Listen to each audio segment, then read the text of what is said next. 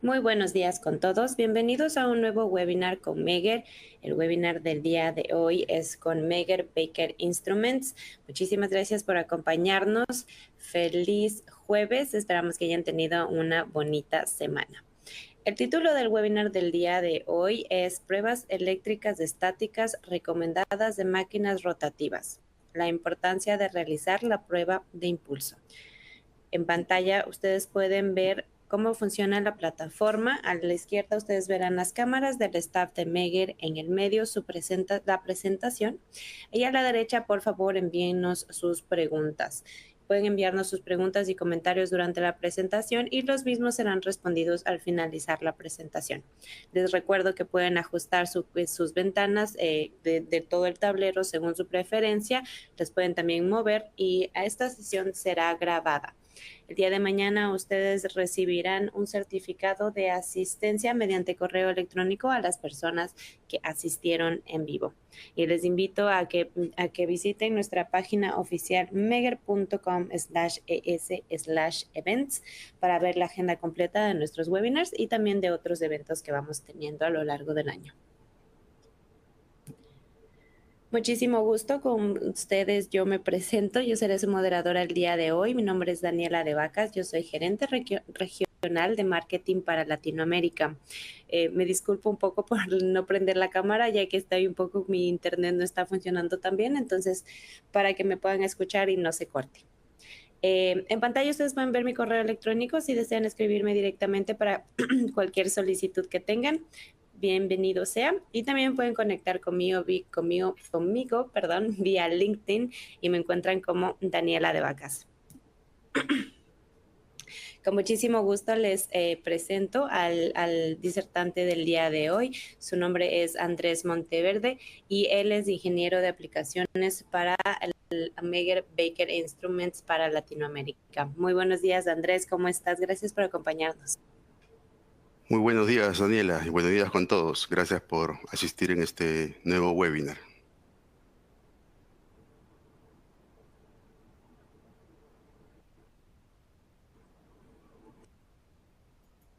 Acompaña Roberto Ríos, director comercial de Comulsa. El día de hoy nuestro webinar es en conjunto con Comulsa Perú.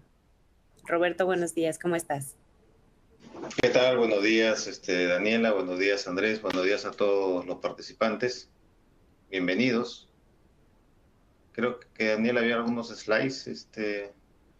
Sí, bueno, yo nada más, primero agradecer a todos la audiencia presente, agradecer también a Meyer, digamos, por la realización de estos webinars. Contarles un poquito, imagino que algunos de ustedes ya conocen a Comulsa. Comulsa es una empresa originalmente, digamos, de origen chileno, ya más de 40 años en el mercado y 14 años en el mercado peruano, ¿no? Nuestro portafolio, ya sea de productos y de servicios, es el que están viendo en la pantalla. Meyer obviamente forma parte principal del portafolio de Comulsa, de todos los equipos, instrumentos para prueba, y en particular hoy día pues con el apoyo de Andrés Monteverde, va a disertar sobre el tema de las pruebas estáticas en motores.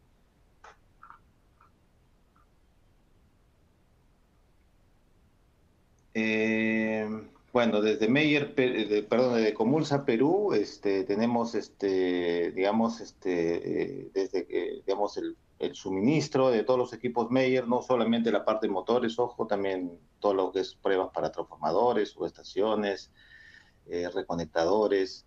Y la ventaja que tiene Comulsa en Perú al ser el representante exclusivo de Meyer es que no solamente, digamos, comercializamos nuestros equipos, sino también tenemos un laboratorio con el cual, digamos, hacemos diagnóstico, reparación y también calibración de los diferentes equipos, además de capacitaciones como la que estamos actualmente realizando, ¿no?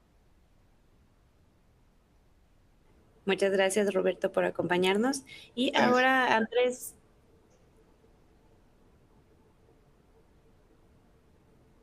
la plataforma es toda tuya. Adelante. Correcto, Daniela, muchas gracias. Por ahora vamos a, digamos, vamos a apagar el video para poder tener también un mejor ancho de banda y no tener una complicación durante la exposición, ¿sí? Ok, entonces vamos a ver la agenda del día de hoy, lo que nos espera el día de hoy. Primero vamos a ver la introducción a las pruebas estáticas.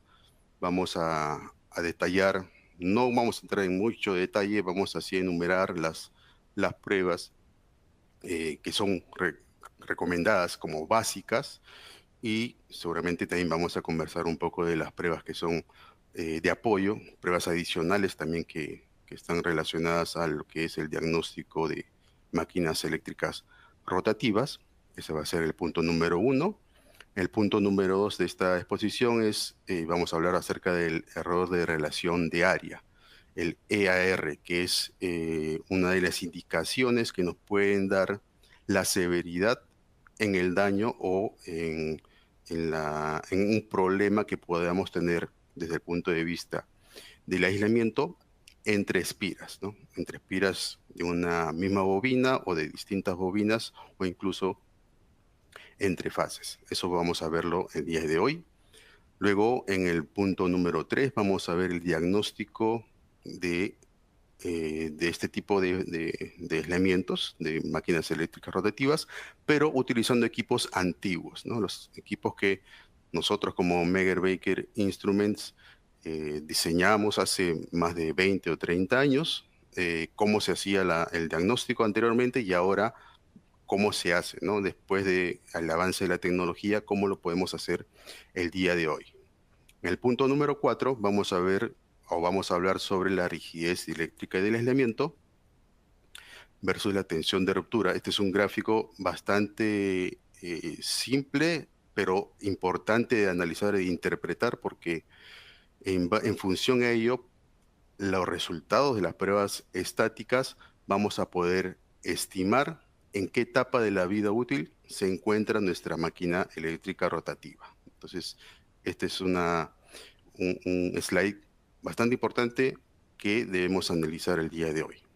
Luego, en el punto número 5, vamos a hablar sobre el nuevo error de relación de área, que ahora es EAR Plus o más TradeMaker. Quiere decir que ahora es una marca registrada.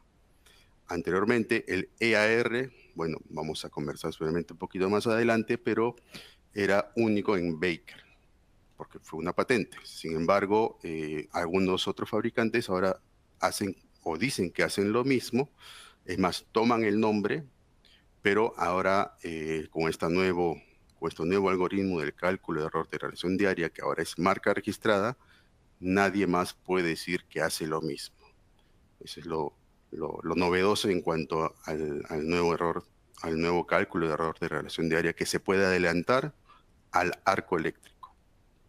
Finalmente vamos a ver las conclusiones y vamos a tener un periodo de tiempo también para ver las consultas, responder algunas consultas.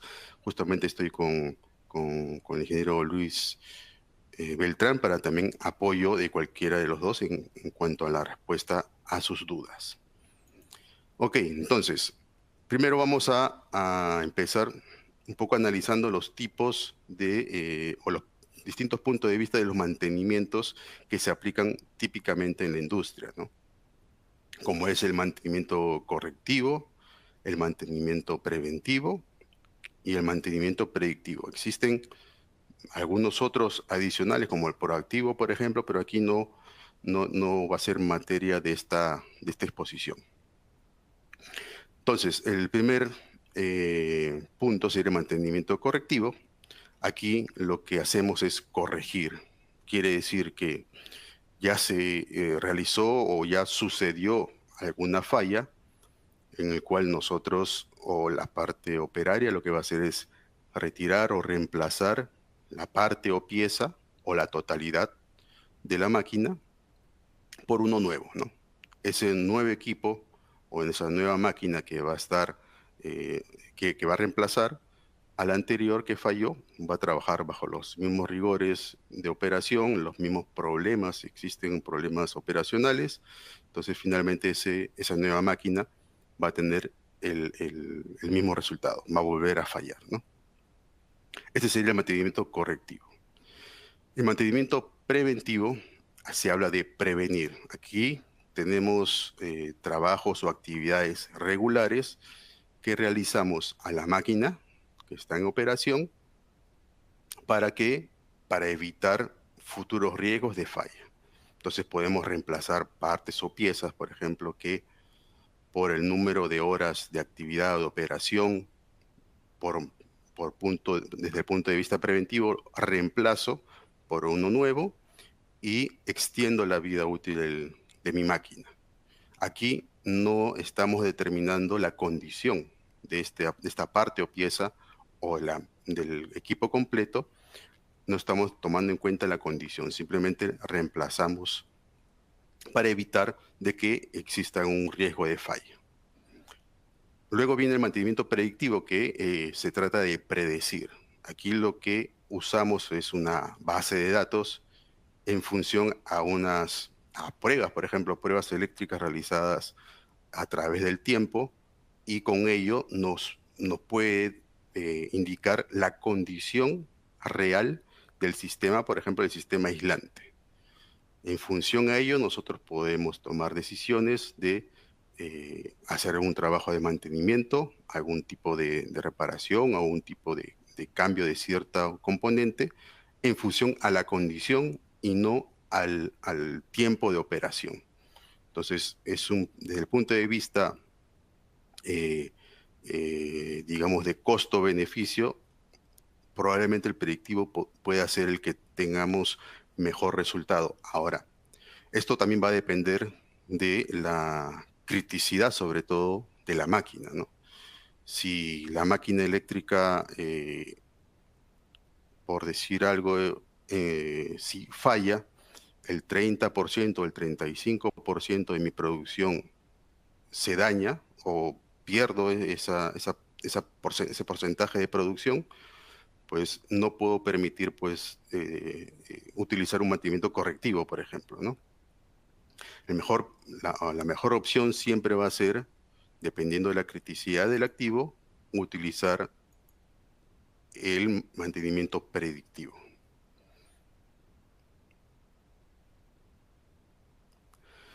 Ahora, vamos a conversar sobre la prueba de impulso. Entendemos que esta presentación o esta disertación está más orientada en la prueba de impulso. Entonces, viene la pregunta para cada uno de ustedes. Bueno, internamente ustedes pueden responderse.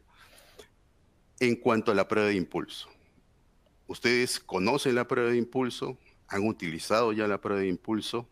¿Qué información les ha dado alguna información importante si es que ya han utilizado la prueba de impulso en sus máquinas eléctricas rotativas? ¿Ustedes piensan que la prueba de impulso es destructiva? ¿Creen que es destructiva la prueba de impulso? ¿La prueba de impulso puede debilitar el sistema aislante de mi máquina eléctrica? ¿Qué piensan ustedes? Aquí lo que debemos nosotros reconocer es que, bueno, si estamos aquí en este webinar es porque tenemos algún conocimiento de la prueba de impulso, ¿no? Estamos interesados en ella. ¿La prueba de impulso puede ser destructiva? La respuesta fehacientemente es no. La prueba no es destructiva. Entendiendo que ser destructivo pues sería dañar algo a propósito, ¿no? Y no es el efecto. Lo que realmente hacemos con la prueba de impulso es estresar el sistema aislante de modo tal que se evidencie que existe una debilidad en el sistema aislante, que hay una falla, que hay una degradación en el sistema aislante. Yo tengo que tener la capacidad con el equipo de pruebas de poder simular algún tipo de transitorio que siempre va a ocurrir en la operación del motor para ver su respuesta, para determinar si ese sistema aislante está debilitado o no. Nosotros no estamos debilitando el sistema aislante nuevamente, sino evidenciamos, tratamos de encontrar esa debilidad estresando el sistema aislante. ¿Ok? Siendo entonces siguiendo con la primera parte que habíamos mencionado, vamos con la introducción a las pruebas estáticas. ¿Cuáles son las pruebas estáticas recomendadas? Las mínimas pruebas o las básicas, digamos, pruebas recomendadas son desbalance resistivo del devanado o también conocido el desequilibrio de resistencia de devanados. Aquí aplicamos el método de puente Kelvin o el método de las 4 puntas, porque necesitamos medir la resistencia del cobre del bobinado. Y para ello necesitamos ser muy precisos. Entonces, por eso se utiliza el método de puente Kelvin, porque estamos midiendo en el orden de ohmios o incluso miliohmios. Esta prueba está sustentada en el IEEE 56, la última versión del año 2016, y también se sustenta en el estándar AR100 del artículo, perdón, se movió.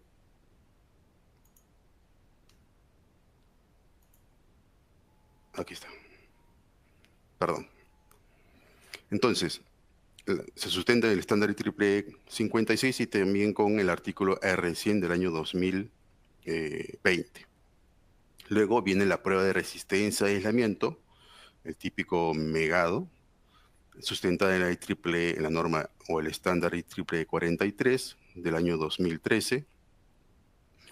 Luego la prueba de índice de polarización, absorción dieléctrica, también sustentada en la misma norma. Hasta ahí, estas 3 primeras pruebas me van a determinar la condición del sistema aislante bajo régimen permanente, porque vamos a aplicar voltajes muy cercanos o por debajo al voltaje nominal de la máquina. Luego viene la prueba de Hypoden escalón, que es la que recomendamos como información predictiva, la que vamos a encontrar información predictiva, es la prueba Hypoden escalón, que ya es una prueba que determina la condición del sistema aislante bajo régimen transitorio, y luego la prueba de impulso, también prueba conocida como onda de choque o la prueba Surge, que aquí me determina la condición del sistema aislante entre espiras bajo régimen transitorio. Pruebas adicionales o complementarias también es la prueba de inductancia, capacitancia e impedancia, factor de disipación, factor de calidad y descargas parciales, en el cual nosotros lo hacemos en conjunto con la prueba de impulso. ¿Ok? Hoy día de hoy nos vamos a concentrar con la prueba de impulso. Ahora, simplemente como información adicional es el estándar, ¿no? Existen estándares que, en este caso, por ejemplo, la IEEE 1415 del año 2006, actualmente está en estado, bueno, desde el año 2021 está retirada, ¿sí? Entonces, esta norma sustenta la medición o la prueba de inductancia, capacitancia e impedancia. Sin embargo, aún nosotros realizamos la prueba de estas pruebas porque nos da información, ¿no? Algún tipo de información que realmente no es predictiva, pero sí nos da información como un control de calidad. Típicamente lo utilizan en talleres de reparación o talleres de rebobinado de máquinas eléctricas. ¿Ok? El estándar y que está retirada desde el año 2021. Entonces, empezamos con la primera prueba, que es el desbalance resistivo. En el caso del desbalance resistivo, ¿qué buscamos nosotros? Es determinar si el número de vueltas por fase es el mismo.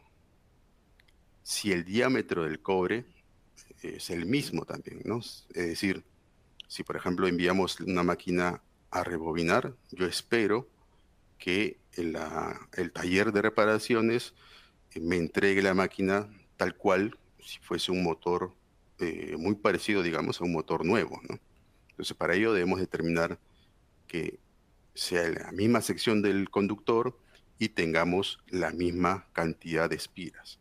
¿Por qué? Porque la resistencia, a ver, déjenme ver aquí, porque la resistencia es, la resistencia es directamente proporcional a la longitud del conductor. Esto quiere decir, más espiras o menos espiras en mi bobinado, la resistencia va a cambiar. Y la sección del conductor, mientras más sección o menos sección tenga el conductor, la resistencia también va a cambiar. ¿Qué otros casos podemos determinar? ¿Qué otros problemas podemos ver? Si tenemos condiciones de alta resistencia, si tenemos cortocircuitos entre espiras, si tenemos conexiones abiertas entre espiras, por ejemplo. Y esto es útil por tendencias o históricos. ¿Ok? Dijimos que estaba sustentada en la IEEE 56 del año 2016 y también en el artículo R100 del año 2020. Ellos especifican cuáles son los límites. Por ejemplo, para bobinas random o aleatorio, la EASA especifica que debe ser, tanto la EASA como el artículo la IEEE 56. Especifica que para bobinados aleatorios, típicamente motores de baja tensión, debe ser menor al 2% el desbalance. Para bobinas preformadas, típicamente para motores de media tensión o máquinas eléctricas de media tensión o de alta potencia, debe ser menor al 1%. Y algunos devanados concéntricos cuya disposición o armado del bobinado dentro del estator es distinto, porque las bobinas son distintas, son de distintos tamaños, especifican que pueden superar el 2% su desbalance. Sin embargo, la IEEE 56 me indica que debe ser menor al 3% para los devanados concéntricos. ¿Ok? Luego viene la prueba de resistencia de aislamiento, sustentada en la IEEE 43. Aquí medimos la resistencia hacia tierra, la resistencia de aislamiento con respecto a tierra. Determinamos fallas a tierra o posible contaminación en la superficie a voltajes similares a la tensión de operación, lógicamente aplicando corriente continua. Es útil para crear tendencias o históricos. Sin embargo, no determina si el motor está totalmente en buenas condiciones, es decir, si es capaz de soportar los picos transitorios durante la operación normal del motor.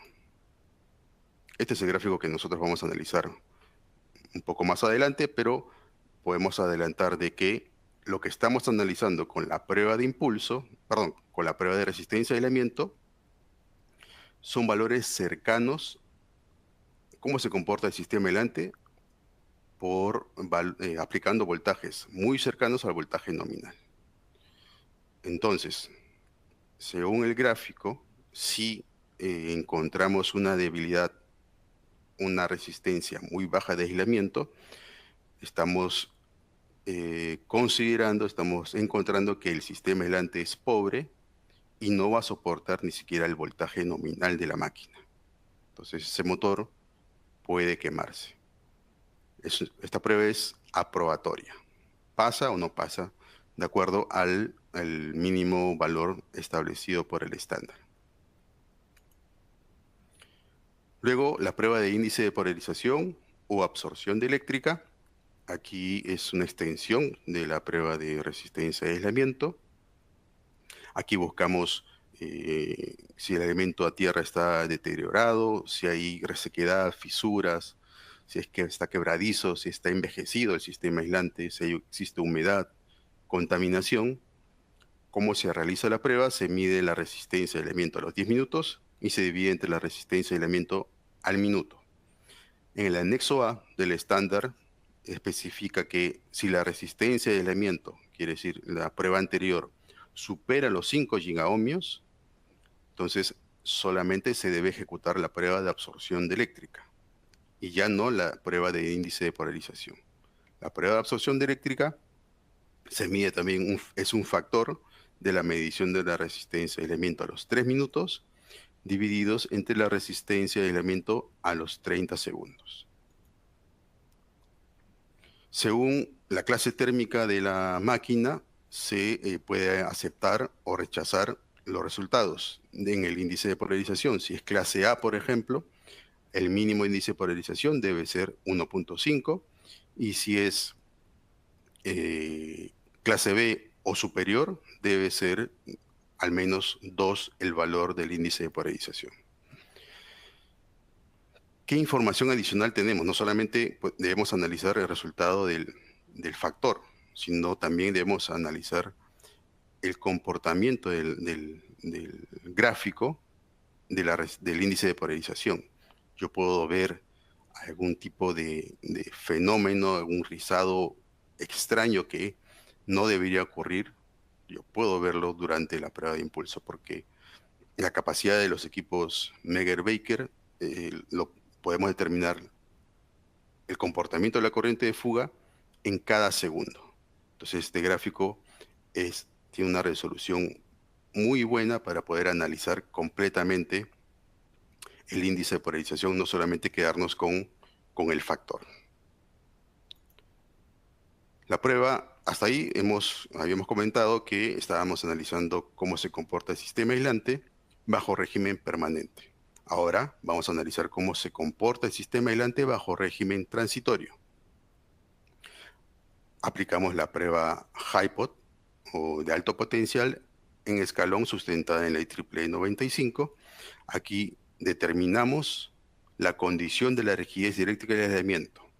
Vamos a estar midiendo la corriente de fuga para asegurar que el aislamiento a tierra y los cables de alimentación de la máquina soporten el trabajo normal de operación durante el arranque o parada del motor. Durante el arranque o parada del motor van a generarse picos transitorios que van a acelerar la degradación del sistema aislante. Entonces, con la prueba de HiPOT estamos analizando la curva de la rigidez dieléctrica del elemento entre bobinas con respecto a tierra. Es esta curva que más adelante vamos a determinar con mucha más precisión. Con esta prueba vamos a tener 3 resultados. ¿Cuáles son estos 3 resultados? La primera, que es la que espero siempre tener, la que me va a tener mucho más tranquilo, es que el incremento de la corriente de fuga sea proporcional al incremento del voltaje durante cada escalón. Esto quiere decir que si yo uno los puntos de la corriente de fuga en cada uno de los pasos, yo consigo una línea recta. Si por el contrario yo no ubico, si yo uno esos puntos y ya no consigo una línea recta, sino consigo una curva, entonces aquí estoy determinando que el sistema aislante ya no es estable. Existe a cierto valor de voltaje, existe mayor corriente que se está fugando. Entonces, determino que la condición del sistema aislante ya no está en zona de alto aislamiento. Si yo hubiese tenido un resultado como el número 1, donde consigo una línea, no sé por qué no veo el cursor. ¿Me avisas, por favor, Dani, si se ve el cursor? No lo estoy viendo.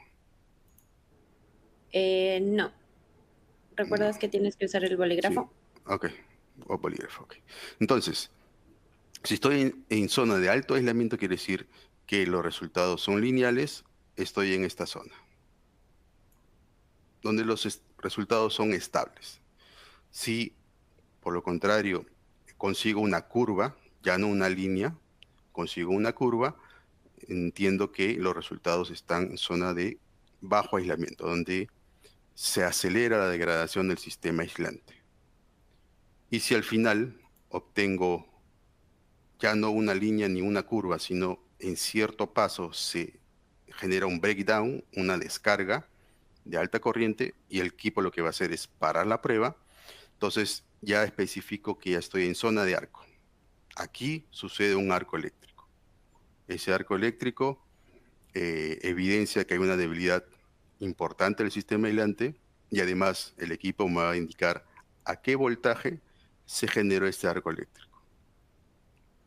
Mientras esté más cerca al voltaje de operación, lógicamente el daño va a ser mayor. Luego continuamos con la prueba de impulso, que consiste en aplicar una alta corriente de impulso.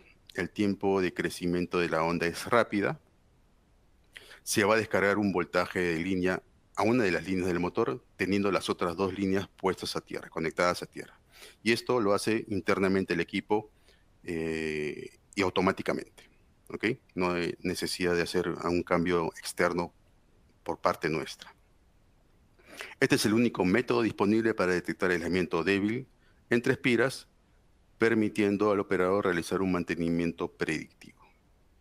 Entonces aquí, en este caso, los resultados que vamos a encontrar, si son estables, también nuevamente vamos a considerar que estamos en zona de alto aislamiento. Aquí ya estamos analizando la curva de aislamiento entre espiras. Si encontramos debilidades, vamos a saber que estamos en zona de bajo aislamiento.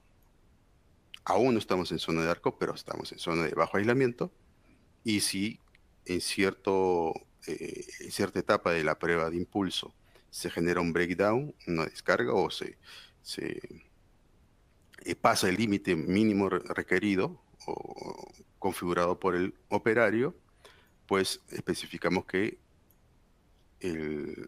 la zona de operación o la expectativa de vida útil del motor o de la máquina eléctrica rotativa está en zona de arco. Pruebas adicionales: medición de impedancia, inductancia, capacitancia. Es útil por tendencias o históricos. Importante. Solamente por tendencias o históricos. Una prueba sola no me va a decir nada. ¿Ok? Entonces, nuevamente, usamos solamente para control de calidad. El estándar actualmente está vencido, ¿no? Hasta nuevo aviso. Prueba de descargas parciales, que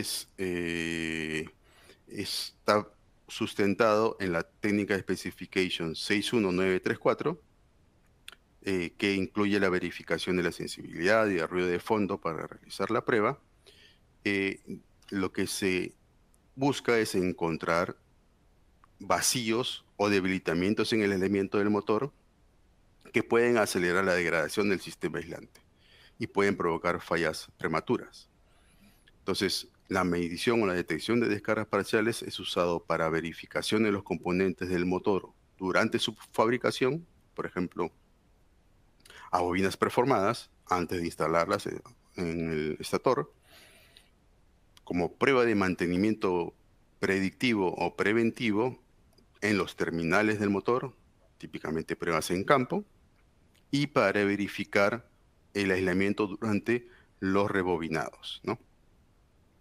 Entonces, esta prueba se hace en conjunto con la prueba de impulso. La técnica de Specification 61934 habla de la detección de descargas parciales en tiempos de subida muy cortos o de voltaje de impulso de tiempos de subida muy cortos y repetitivos. Entonces, está sustentada en esa técnica Specification de la IEEE. Nuevamente, las pruebas de alta tensión es destructiva, ya vimos que no.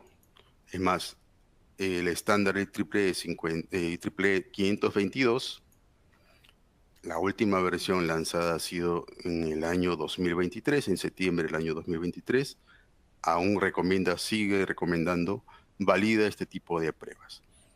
¿Qué dice el estándar en cuanto al alcance que puede tener esta prueba, ¿no? Aquí no sé si se logra ver, dice que los niveles de tensión de pruebas descritos aquí en ese estándar, es decir, los niveles de voltaje recomendados para la prueba de impulso, no evalúan la capacidad de aislamiento de las espiras para soportar sobretensiones anormales. No estamos viendo o no estamos evaluando cómo se comporta el sistema aislante con voltajes que nunca va a encontrar la máquina en su entorno normal de operación, ¿sí? A diferencia, dice, de las sobretensiones asociadas con el funcionamiento normal de operación. Entonces aquí claramente nos dice que vamos a aplicar voltajes que siempre van a estar operando o siempre van a estar afectando al sistema aislante en su entorno normal de operación en la máquina eléctrica. No vamos a esforzar más, no vamos a aplicar más voltaje de lo que la máquina eléctrica no va a encontrar en su entorno normal de operación. ¿Ok?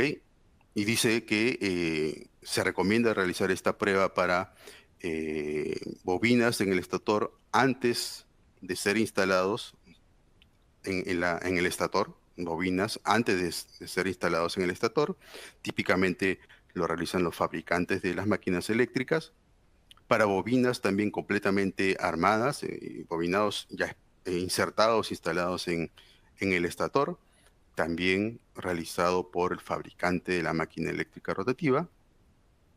Para bobinas y devanados rebobinados, esto quiere decir que ya han estado en uso, por ejemplo, para talleres de reparación, también se puede utilizar esta técnica de evaluación, y para bobinas de máquinas en servicio, ¿no? Para poder determinar su idoneidad para un servicio posterior, ¿no? Este es desde el punto de vista de mantenimiento preventivo. Entonces, las máquinas que ya están trabajando, que están operando, también se recomienda hacer esta prueba de impulso, que es seguramente lo que las personas que están atendiendo este webinar seguramente tienen mayor alcance con este tipo de trabajos. Que nos indica el estándar AR100, justamente también nos da la tabla de voltajes de prueba recomendados según el nivel de tensión de voltaje de la máquina eléctrica rotativa. Y sustenta también estos voltajes de prueba en función al estándar IEEE 522, ¿no? El estándar IEEE 22 especifica la prueba para motores de 2.300 voltios de tensión nominal hacia arriba, a mayor tensión. Por ejemplo, para un motor de 4.000 voltios, debemos aplicar para un motor nuevo, para una máquina eléctrica nueva, 11.4 kilovoltios. Y por técnicas de mantenimiento debemos aplicar el 75% de ese valor.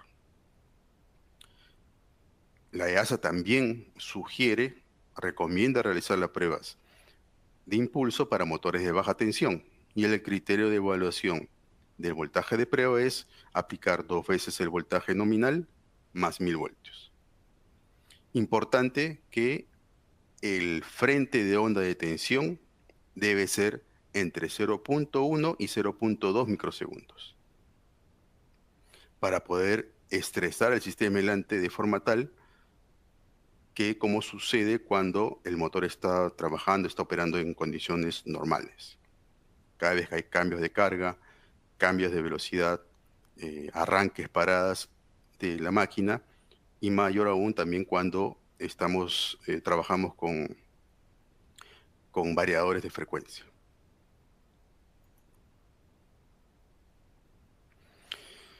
Entonces, este es el circuito eléctrico de un equipo de prueba de impulso con una prueba de impulso. ¿Ok? Aquí tenemos lo que es nuestro equipo, que incluye una fuente de corriente continua. Esta fuente de corriente continua va a cargar a un capacitor. Ese capacitor a cierto voltaje ya cargado va a descargar una alta corriente de impulso a través de este switch ultra rápido. Cuando cierre, al descargarse esta alta corriente de impulso, vamos a tener un circuito resistivo, capacitivo, inductivo, ¿no? Que justamente la bobina que voy a evaluar es la que me complementa este circuito. Aquí se va a generar una descarga de voltaje a través de ese circuito. Al ser un circuito RLC, se va a generar una forma de onda amortiguada que se va a disipar con el tiempo, como vemos en el lado derecho. Y esa descarga va a depender, o esa frecuencia resultante en la descarga va a depender mayoritariamente de la inductancia. La inductancia de mi circuito. Si existe una debilidad, si existe un cortocircuito entre espiras, como en este caso, lo que va a suceder es que a cierto valor de voltaje, la inductancia, cuando se genera este arco eléctrico, va a ser menor a la inductancia inicial, antes de que suceda un arco eléctrico. Si teníamos antes, por decir un ejemplo, 100 espiras, al encontrarse un arco eléctrico entre, o comprometerse 2 o 3 espiras, ahora ya no vamos a tener 100 espiras, sino vamos a tener 97 espiras. Entonces el valor inductivo en ese punto va a ser menor cuando sucede este arco eléctrico. ¿Qué va a suceder entonces con la frecuencia? La frecuencia, bueno, la inductancia primero va a caer, va a ser menor, por ende la frecuencia va a ser mayor. La frecuencia al ser mayor, lo que va a suceder es que el periodo, el tiempo, es decir, ese cruce por cero en la forma de onda amortiguada, el periodo va a ser menor. Al ser el periodo menor, ese cruce por cero va a ser antes, ¿no? Va a ocurrir antes porque el tiempo va a ser menor. Por ende, la forma de onda tiende a desplazarse hacia la izquierda, ¿no? Hacia el menor tiempo. Entonces el equipo detectando ese cambio de la inductancia producto de un arco eléctrico generado, va a detener la prueba y va a evidenciar a qué voltaje de prueba, a qué voltaje fue que sucedió esta deformación, este arco eléctrico generado. ¿Ok? ¿Qué podemos encontrar con la prueba de impulso? Cortocircuitos entre espiras, ¿no? Aquí, considerando lo que es mantenimiento preventivo, también podemos encontrar problemas como bobinas abiertas desde el punto de vista de mantenimiento preventivo. Y sobre todo, lo más importante es que podemos encontrar aislamiento débil en etapas iniciales. En la bobina de los devanados, ya sea entre espiras de una misma bobina, entre espiras de distintas bobinas o entre espiras de distintas fases, ¿no? Entonces, Meger-Baker es el único equipo que ofrece el error de área de pulso a pulso actualizado, la fórmula matemática actualizada que hace mucho más precisa la detección. Este cálculo de error de relación de área vamos a ver a mayor detalle, pero lo que podemos ver aquí, que es importante, es que gráficamente ese cálculo de error de relación de área me lo da en tiempo real, durante la prueba. Entonces yo puedo ver instantáneamente, cada vez que se genere esta descarga, este capacitor esté descargando esa alta corriente de impulso y se genera esta onda amortiguada, yo puedo determinar el error de relación de área en cada impulso. Aquí gráficamente yo puedo ver no solamente al finalizar la prueba que el error, por ejemplo, en la línea 2 llegó a ser hasta 4.3%, cuando el límite definido por el usuario fue 5%. Entonces yo puedo ver que gráficamente ya me estoy acercando, ¿no? Que en comparación, simplemente por comparación, no solamente en cuanto al valor numérico, sino gráficamente puedo ver que la debilidad mayor está en la línea número 2. ¿Sí? Porque estoy acercándome mucho más al límite máximo establecido. Entonces, Meger-Baker es el único instrumento que muestra este gráfico en tiempo real. En tiempo real vemos el cálculo de error de relación de área. Entonces podemos tomar quizás la decisión de detener la prueba antes de que se genere o lleguemos a encontrar un arco eléctrico, si quisiéramos, ¿no? Entonces es importante esto resaltar. ¿Qué cosa es entonces el error de relación de área? El error de relación de área, ya lo hemos comentado seguramente antes, es una patente de Baker que fue registrada o fue, sí, registrada en el año 1989. La patente fue denominada como métodos y aparatos para calcular automáticamente la integridad de una bobina eléctrica. Esta fue registrada en Fort Collins, Colorado, que es justamente donde radica la fábrica. Y la resolución de la patente fue lanzada en 1992. Aquí se establece el método de comparación de formas de onda a través de un algoritmo de cálculo de error de relación de área y nos da en valores porcentuales. Aquí podemos detectar entonces, de esta forma, podemos detectar muy incipientemente alguna variación en la inductancia producto de una debilidad o un arco eléctrico encontrado durante la prueba de impulso. Entonces es mucho más sensible que, por ejemplo, medirlo a través de la frecuencia. ¿Cómo lo hacemos, no? Es un cálculo matemático que determina ese cambio de la inductancia. Vamos a comparar cómo es la forma de onda o el área de la forma de onda cuando se genera una descarga, cuando hay una variación en la inductancia producto de una debilidad o de un arco eléctrico generado, y se comparan se comparan con las formas de onda cuando aún no habían variado la inductancia, es decir, cuando aún no se había generado o se había encontrado esa debilidad o ese arco eléctrico en el bobinado. ¿Ok? ¿Cómo diagnosticábamos con los equipos antiguos? Aquí podemos ver un breve repaso en el tiempo, estamos viajando en el tiempo, cómo eran nuestros equipos anteriormente. En el lado izquierdo, el extremo izquierdo, vemos el primer equipo de prueba de impulso diseñado por Tom Baker, quien es el fundador de la compañía. Después fueron evolucionando los equipos. Tenemos la serie ST, tenemos la serie D, la serie DX, la serie AWA, que es el equipo automatizado, y la actual y última versión, modelo ADX. Ustedes pueden ver en la parte inferior, aquí,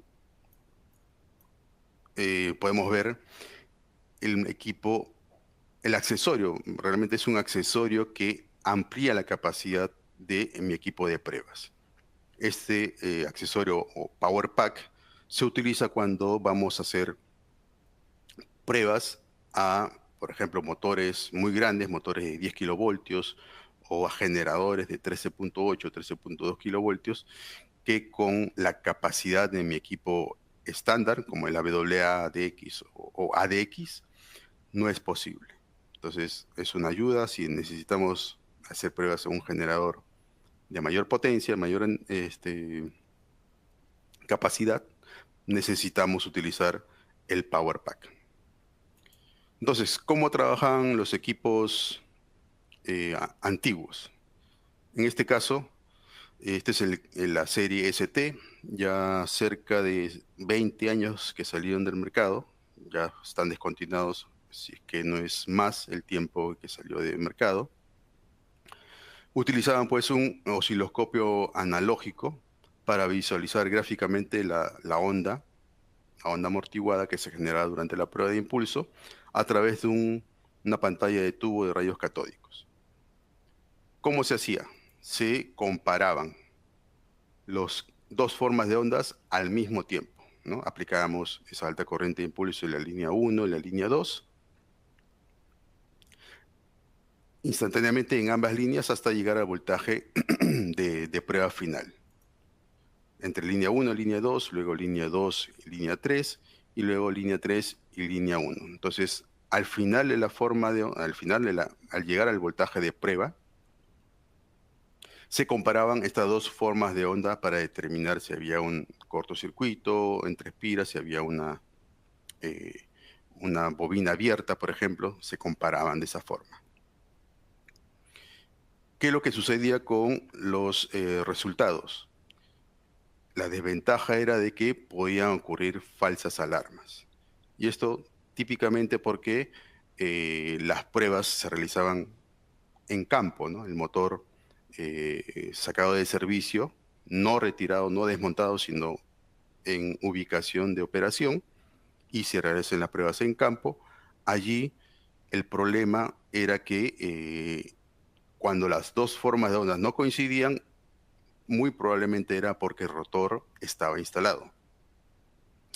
Ustedes saben que el rotor está acoplado magnéticamente al estator, por lo que la posición del rotor va a influenciar al estator de acuerdo a la posición que esté el estator, el rotor. Entonces, nos daban valores o las ondas no coincidían producto de esta posición de rotor que afectaba al estator. Entonces, nos daban falsas alarmas por esa razón. Y además también cuando teníamos motores con con bobinados concéntricos, que como dijimos, los tamaños de las bobinas y la disposición de las bobinas dentro del estator son distintas a los bobinados naturales. Entonces aquí también se encontraban diferencias y nos daban falsas alarmas.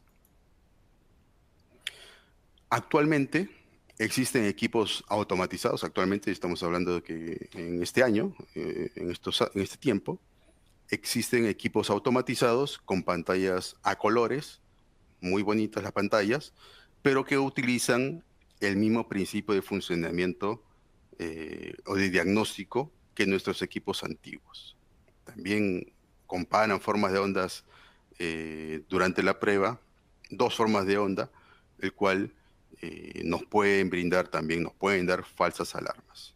A pesar que son muy bonitas, no nos dan la información que nosotros requerimos. Ok, entonces, la rigidez dieléctrica del elemento versus la tensión de ruptura. Es el gráfico que habíamos estado hablando el día de hoy, ¿no? Entonces, este es el gráfico de la vida útil esperada de una máquina eléctrica. Este es un motor de 480 voltios, un motor de baja tensión, que empieza a operar, a trabajar desde 0 años, hasta una expectativa de vida de X años según información del fabricante, ¿no? Este motor siempre va a tratar de operar al voltaje nominal, al voltaje de operación, que es esta línea azul representada en el gráfico. Sin embargo, ese motor o esa máquina va a trabajar con entornos desfavorables, ¿no? Va a haber polución, va a haber humedad, sobrecalentamiento, va a haber perturbaciones en la alimentación, va a tener vibraciones en mecánicas, producto de problemas mecánicos. Entonces, todo ello va a afectar al sistema aislante, más aún también va a afectar cada vez que haya arranques, paradas, cambio de carga, cambios de velocidad, o incluso el uso de variadores de frecuencia. El motor o la máquina eléctrica va a estar expuesta a transitorios. Estos transitorios sobre el voltaje nominal del motor están representados aquí con estas líneas verticales a través de todo el tiempo de operación del motor. ¿Ok? Entonces, aquí vamos a ver que el alineamiento entre espiras para un motor de 480 voltios se garantiza típicamente que debe ser hasta 8 kilovoltios. La tensión de ruptura de las espiras de esta bobina del motor de baja tensión va a soportar o debe soportar hasta 8 kilovoltios. y el aislamiento entre bobinas con respecto a masa debe soportar al menos 30 kilovoltios según la mayoría de fabricantes. ¿Ok? Entonces, por todas las condiciones operacionales, por los transitorios que suceden, quiera o no, van a suceder en la presentación, pues vamos a ver que vamos a tener una etapa de zona de alto aislamiento, zona de bajo aislamiento y zona de arco, tanto para bobinas entre espiras, aislamiento entre espiras, como el aislamiento entre bobinas con respecto a masa. Entonces, el objetivo de realizar las pruebas es determinar en qué etapa de la vida útil se encuentra nuestra máquina eléctrica rotativa. Hasta aquí suceden los transitorios, hasta aquí el elemento está en buenas condiciones aproximadamente, y aquí ya hay debilitamiento en el aislamiento, ya se encuentran arcos eléctricos que van a seguir afectando el sistema aislante. Y si no hacemos nada al respecto, ese bobinado se quema, ¿no? Hay un cortocircuito entre espiras y falla finalmente a tierra. ¿Qué dice nuestro nuevo error de relación de área? ¿Cómo calcula el error de área de pulso a pulso, que es una de las capacidades que tiene nuestro equipo, la mejor capacidad que tiene?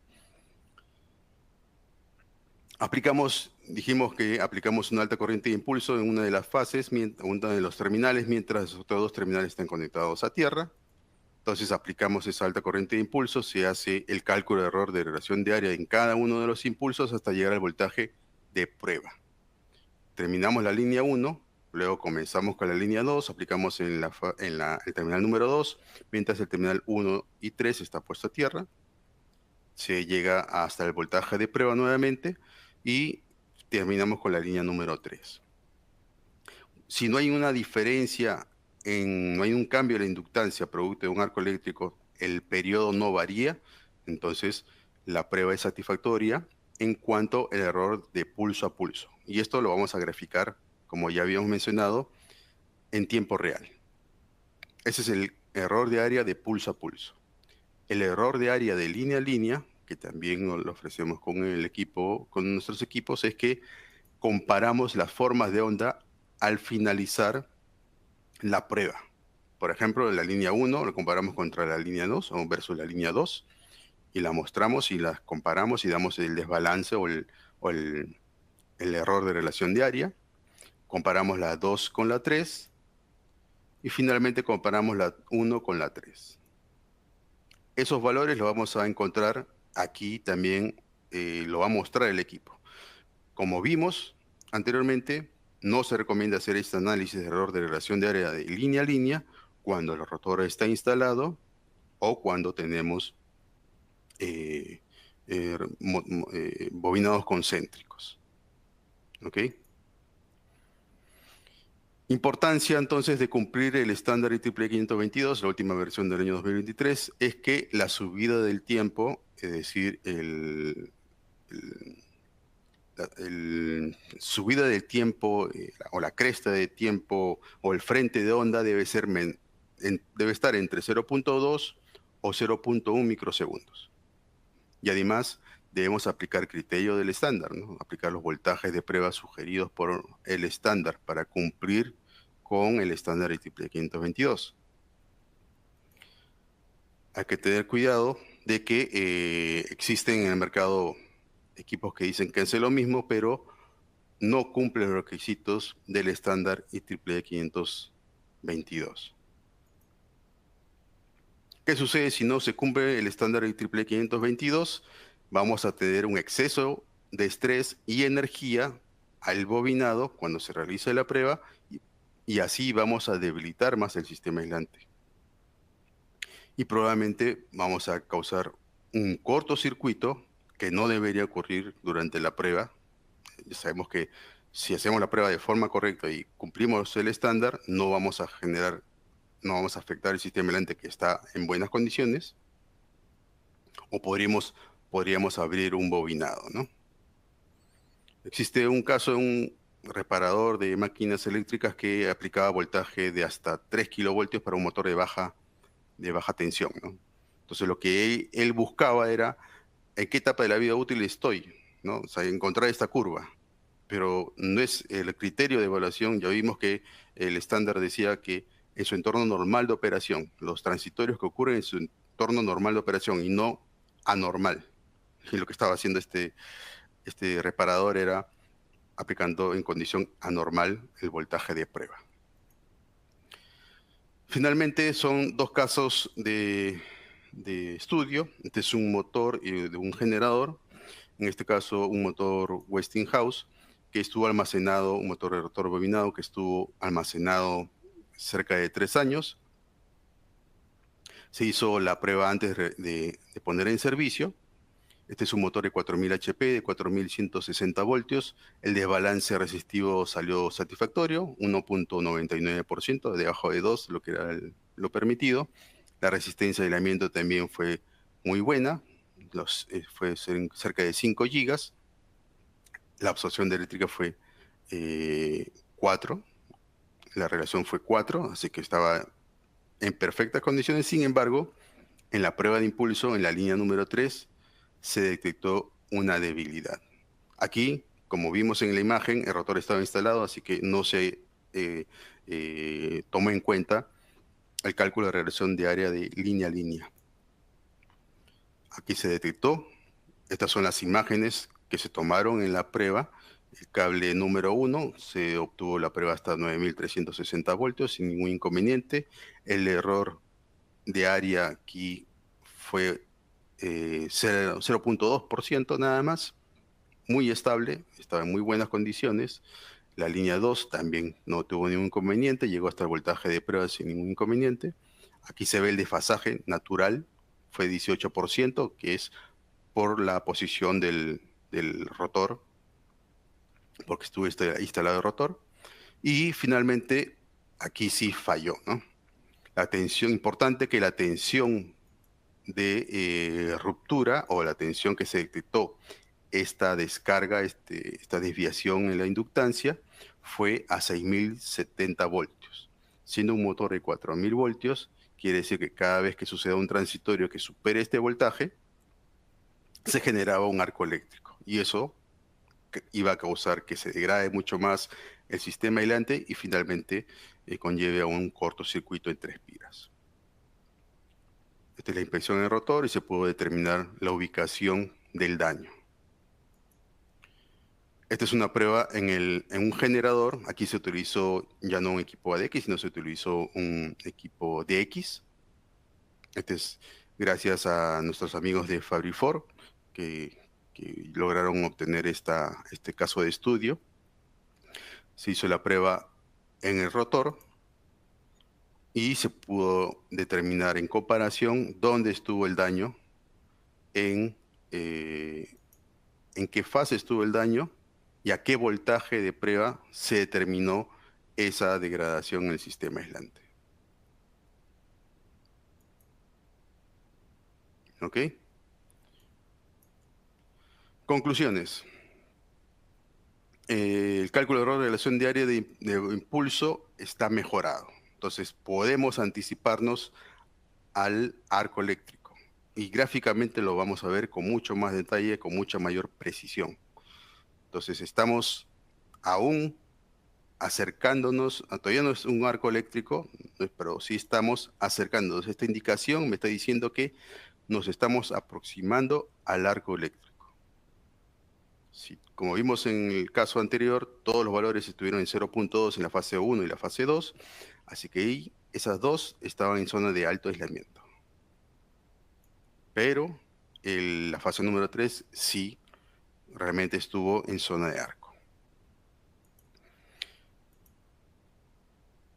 Y bueno, en cuanto a nuestro nuevo analizador ADX, que ya no es tan nuevo, ya tiene 2-3 años en el mercado, están basados en la industria 4.0. Quiere decir que las configuraciones, las pruebas, yo las puedo ver desde cualquier parte del mundo si me conecto al dashboard o a la nube asociada a esta máquina y puedo generar mis reportes y puedo enviarlos desde cualquier parte del mundo. Es más, es bidireccional. Yo puedo crear una nueva plantilla de pruebas, puedo crear un nuevo activo y el equipo ADX en campo, si lo conecto a internet, automáticamente descarga esas configuraciones realizadas desde cualquier parte del mundo y puede ejecutar la prueba. Además que nuestro ADX utiliza el nuevo algoritmo de cálculo de error de relación de área EAR Plus TradeMaker. Conclusiones: los parámetros modernos empleados en la prueba de impulso SURS nos entregan un diagnóstico temprano para encontrar posibles fallas por aislamiento débil en el bobinado del motor, utilizando el nuevo algoritmo de cálculo de error de relación de área. La reducción de garantías luego del servicio de mantenimiento o reparación. Si somos un taller de reparación, podemos decir, tu motor ya está, pero puede tener una falla. Con el equipo me estoy evidenciando que pronto va a tener un arco eléctrico. Así que yo puedo liberarme de garantías si es que el cliente final no decide hacer un trabajo mayor. Confiabilidad durante el trabajo en máquinas eléctricas rotativas en planta, para quienes trabajamos en plantas de servicio, ya sean mineras, siderurgia, etcétera. Y verificación de trabajos efectuados por terceros antes de la puesta en servicio en la industria en general. Así evaluamos si el taller de reparación hizo su trabajo de forma correcta. Hasta ahí, simplemente para recordarles que se están manejando los cursos online intensivos. Se empezaron desde la pandemia, pero aún se sigue manteniendo este tipo de cursos. Hay uno que se está programando para la primera o segunda semana de junio. Eso se va a confirmar en breve. Los horarios son de lunes a viernes, de 6 de la tarde a 7 de la noche, hora Lima o Bogotá. Así que en breve vamos a informar más al respecto y con más detalle. Adelante, Hola Javiera. a todos, muy buenos días. ¿Se escucha? Sí. Sí, te escuchamos muy bien, Javiera. Buenos días a todos, mi nombre es Javiera Kurt, yo soy parte del equipo de marketing de Comulsa y quería contarles brevemente sobre una iniciativa que hemos estado llevando a cabo junto con Meguer, que es Camino Perumín, y durante el año hemos estado organizando diversos seminarios y webinars como parte de nuestra ruta hacia Perumín 2025. Y este recorrido termina el miércoles 24 de septiembre en Arequipa, Perú, la misma semana de Perumín, con un seminario presencial que vamos a hacer llamado Seguridad y Mantenimiento de Activos Eléctricos en Minería y Distribución. Esta va a ser una jornada presencial con un panel de especialistas de Meguer. Va a tener un foco teórico y práctico y se van a revisar diversas temáticas claves del sector eléctrico. Entonces, están cordialmente invitados a participar. Nosotros vamos a estar publicando toda nuestra información en nuestras redes sociales, @Comulsa en LinkedIn, Instagram y Facebook. Así que ahí pueden encontrar los links para inscribirse, el calendario de las fechas, más detalles sobre el temario y del evento. Así que muchas gracias, los esperamos y esperamos que puedan participar en este último seminario que es en septiembre. Gracias, Javiera. Bueno, ahora vengo yo de vuelta para darles unos pequeños anuncios.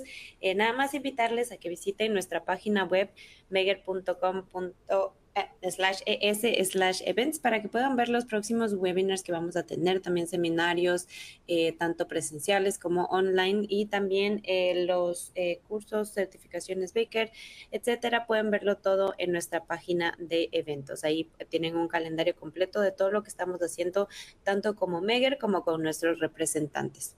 Y también quiero invitarles a que se unan a nuestro grupo de LinkedIn. Nos encuentran como Eventos con Meguer Latam. Allí igual ustedes van a poder ver de primera mano nuevos webinars, nuevos seminarios, nuevas publicaciones, todo lo que es de importancia y de interés para ustedes. Vamos a pasar a la ronda de preguntas, pero antes quería también recordarles que nos pueden seguir en nuestras redes sociales, en Facebook, Instagram y YouTube. Nos encuentran como @MeguerLatam. Entonces, Andrés, ¿me puedes confirmar que me escuchas y que estás listo para las preguntas? Sí, te escucho Perfecto. claramente, Daniela. Sí, entonces nuestra primera pregunta dice, en la prueba de impulso, ¿qué escala de microsegundos sería la ideal? A ver, la respuesta sería, depende del bobinado. La respuesta del bobinado va a ser la que va a definir esa escala en el tiempo. Entonces, nuestros equipos, tanto no solamente la DX, sino los modelos anteriores, el DX y el AWA, tienen la capacidad de adaptarse, digamos que sea automáticamente me dé el rango de escala para que podamos ver de mejor manera los impulsos, ¿no? Las formas de onda, que tengamos 2 o 3 ciclos en la forma de onda, de modo tal que podamos hacer un análisis mucho mejor, mucho más preciso. Entonces, sí, por el caso de algún caso que nos ha sucedido, y a mí particularmente me ha sucedido que para bobinas muy grandes, para generadores de gran tamaño, estamos hablando de cerca de 30 megawatts, a veces tenemos que nosotros fijar esa escala, ¿no? Pero en la mayoría de casos, el equipo automáticamente siempre me va a dar la escala más apropiada para poder hacer el análisis. Perfecto. Nuestra siguiente pregunta es para Luis. Luis, ¿qué pasaría si en la prueba de impulso se va a corto entre espiras, 2 fases a 1000 voltios y la tercera bobina no se va a corto entre espiras? Sí, ¿qué tal? Buenos días. Mi nombre es Luis Beltrán. No me había presentado anteriormente. Soy el director para Baker Instrument para Latinoamérica. Entonces voy a contestar algunas de las preguntas y voy a sacar mi cámara. Ok, yo entiendo que cuando dice un corto, y cuando dice entre dos espiras o dos ondas sinusoidales en la pantalla, eso es lo que estoy asumiendo en la pregunta. Entonces, eso es un error que llamamos nosotros línea a línea. El error pulso a pulso, como explicó Andrés, es un error que en cada onda individual, sin comparar entre líneas de motor. Y estoy diciendo líneas, no estoy diciendo fases, porque va a depender de la forma constructiva como está el diagrama. Yo le digo las puntas del motor 1 y 2 y 3. Entonces, la prueba de pulso a pulso, independientemente, sin mirar 2 y 3, analiza la punta número 1, el circuito equivalente que se ve en el motor. Luego el error pulso a pulso en la punta número 2, independientemente, y si encuentra algún problema, la prueba para, ¿no? A nivel de voltaje que encontró la prueba, un posible debilitamiento o arco eléctrico en esa punta del motor. Y su sistema equivalente en el diagrama de bobinado. Entonces, cuando las 3 puntas, o sea, ya se terminó de hacer la prueba de pulso a pulso en las 3 puntas, voy a tener 3 ondas sinusoidales completas. Si las 3 ondas sin el rotor deberían coincidir. Si 2 de esas ondas difieren un porcentaje mayor de la alarma que instalé, por ejemplo 10%, entonces yo tengo la sospecha de que hay un bobinado abierto o en cortocircuito. Entonces, si la prueba para antes de llegar al voltaje final de prueba, eso no es un corto, eso es un aislamiento débil. Los clientes a veces se confunden en este tipo de diagnóstico. Como explicó Andrés también anteriormente, los equipos antiguos de nosotros levantaban 2 ondas al mismo tiempo para comparar. Y eso ya no lo hacemos, ¿no? Nosotros comparamos las ondas finales de prueba. Entonces, dependiendo si el aislamiento para o la prueba para un nivel de tensión debajo de la tensión final de prueba, entonces el error pulso a pulso me arroja más del 10% y la prueba para, entonces la sospecha de que hay un debilitamiento del aislamiento. Y cuando no consigue las ondas finales y no está el rotor, yo voy a sospechar de que hay un corto entre espiras o bobinado abierto. Eso sería, Daniela. Gracias. Gracias, Luis. Nuestra siguiente pregunta para ti, Andrés. ¿Puede realizarse pruebas de impulso a motores y o generadores a 480 voltios AC? Por ejemplo, en generadores de grupos electrógenos, ¿qué recomendaciones se tienen para estos equipos? Sí, se puede realizar sin ningún inconveniente. Esta prueba de impulso está sugerida para las máquinas eléctricas rotativas en general, bobinados eléctricos, lógicamente, ¿no? No hay ninguna restricción simplemente podemos seguir los requisitos o las recomendaciones de la EASA, artículo R100, que se puede descargar desde su página web sin ningún inconveniente, es gratuito. Si por ahí lo requieren, también se los puedo compartir y pueden tomar en función los requisitos o las recomendaciones de esta norma, pueden también efectuar la prueba a motores o generadores de baja tensión. Perfecto. Adelante, Daniela. Sí, ¿me escuchas? Sí, te escuché muy bien. Perfecto. Luis, nuestra siguiente pregunta para ti. ¿Cómo se aseguró que las pruebas de alta tensión de HiPod y de impulso no van a destruir el aislamiento del motor? Daniela, es una buena pregunta. Sí, porque hay algunos clientes o empresas que dicen, yo no hago HiPod porque puede ser destructivo, o yo no hago impulso, pero sí hago HiPod, o no hago HiPod y hago impulso, pero esto ya está estudiado y está normado de que son prácticas recomendadas para mantenimiento predictivo. Inclusive lo que explicó Andrés, nuestro error pulso a pulso se puede adelantar a lo predictivo, o sea, diría algo que no existe, somos predictivos de lo predictivo, porque podemos adelantarnos antes que exista un arco eléctrico. Y cuando existe el arco eléctrico tenemos tiempo, quizás estamos muy cerca, de que exista el corto. Y después que existe el corto, el motor, lo que dice la ITB 95, dependiendo del tamaño del motor, el motor se puede quemar en un lapso de 15 minutos. Entonces, cuando hacemos la prueba de HiPod, los equipos tienen una alarma, un relé de estado sólido que actúa muy rápido, en microsegundos, en picosegundos, y cuando sensa la corriente de fuga que se dispara aproximadamente a 8 o 10 veces de la corriente que está midiendo, son pasos, ¿no? La prueba de HiPod en pasos, estamos elevando, por ejemplo, de 25 voltios en 25 voltios, ya sea rampa o HiPod en pasos, que está recomendado como práctica de mantenimiento. Entonces, cuando la corriente de fuga comienza a dispararse, el equipo para la prueba en el voltaje donde detectó el problema, no en el voltaje final.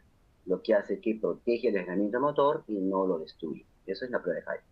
En la prueba de impulso, cuando programamos el error pulso a pulso, que vamos a ver en cada onda sinusoidal, como expliqué hace unos minutos, en cada línea del motor, por ejemplo, la línea número 1, vamos elevando la tensión, el error pulso a pulso instantáneamente va a calcular el error de área, y cuando pasa la alarma, por ejemplo, se tiene 5%, la prueba para en el nivel de voltaje donde encontró el problema.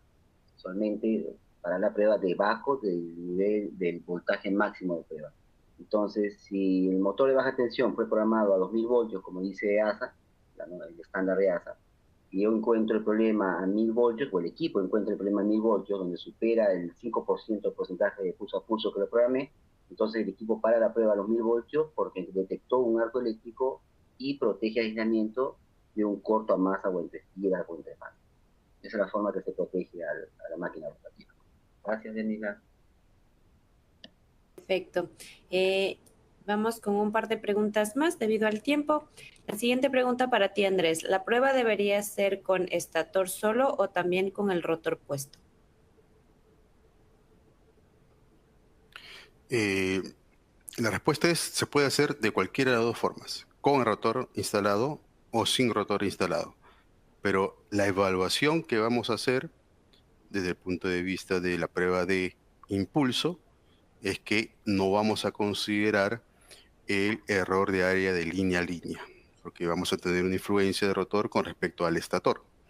Entonces, ese error no lo vamos a analizar, no lo vamos a considerar. El error de área de pulso a pulso, como vimos, es así, no lo podemos analizar sin ningún inconveniente, ya sea el rotor instalado o no. El resto de pruebas no amerita retirar el estator, perdón, el rotor. Perfecto, gracias. Luis, ¿qué voltaje de corto entre espiras sería alarmante en la prueba de impulso de un motor de 440 VAC? Ok, como expliqué hace un minuto, un motor de baja tensión, de ese voltaje que mencionas, según EASA R100, se programa el equipo a 2000 voltios. Entonces, si la prueba para a un nivel de voltaje cercano al voltaje final de prueba, por ejemplo, la prueba paró, detectó un arco eléctrico a 1800 voltios, estamos hablando que es el inicio de los problemas. El motor, cuando siente un transitorio a 1800 voltios, entonces va a suceder que hay un arco eléctrico y es lo mismo que detectó el equipo de prueba de impulso. Sin embargo, cuando la prueba de impulso, como mantenimiento predictivo, como en el taller, para muy cerca, por ejemplo, a 600 voltios, está cerca del voltaje nominal del motor, entonces estamos hablando de que el motor está cerca de quemarse porque el arco eléctrico solamente se genera a muy baja tensión, de 600 voltios, que es muy cerca de la tensión. Gracias, Daniela.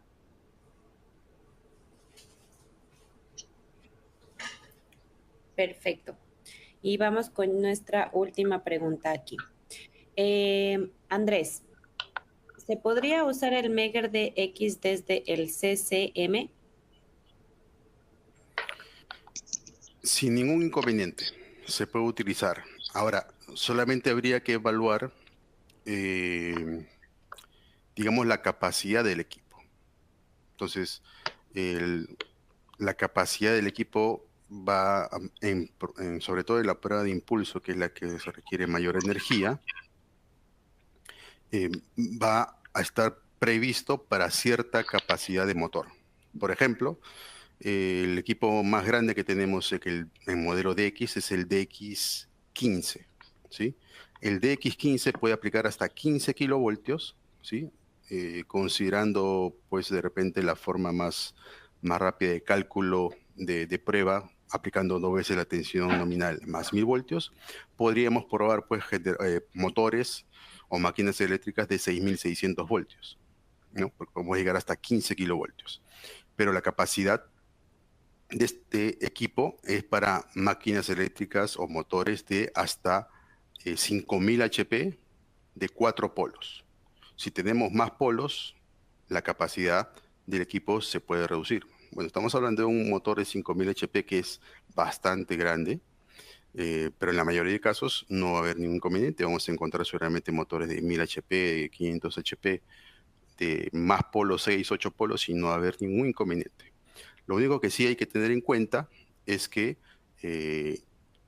la capacidad del equipo también va a estar afectada, lógicamente, con la capacitancia que existe en el cable de la acometida, desde el CCM hasta la ubicación de la máquina eléctrica rotativa. Si son 200 metros, 150 metros, pues va a haber cierta energía que también va a necesitar el cable de la acometida, que el equipo debe también estar previsto. Entonces, si estamos con una máquina, un motor que es muy grande y la capacidad en prueba desde la caja de bornes, y el equipo de X probando desde la caja de bornes está al límite, ¿sí? En cuanto a energía, entonces probablemente haciendo la prueba desde el CCM podamos no llegar a completar la prueba. ¿En qué se va a afectar? Finalmente lo que se va a afectar es la tensión de prueba. Si yo necesito aplicar los 15 kilovoltios en la prueba, pues seguramente, y está al límite la capacidad del equipo, pues de repente ya no voy a llegar hasta los 15 kilovoltios, sino voy a llegar a los 14, 13.8, 14.2 kilovoltios, ¿no? De esa forma uno se puede, eh, uno se puede dar cuenta de que la capacidad del equipo está al límite, ¿no? Entonces, la respuesta es sí. La única recomendación, si es que estamos hablando del DX, que incluye también prueba de descargas parciales, esa prueba no es recomendada hacer desde el CCM. La prueba de impulso con descargas parciales siempre se recomienda hacer en la caja de bornes del motor. En cuanto al resto, no hay ningún inconveniente. Simplemente tener en cuenta la capacidad del equipo, ¿no?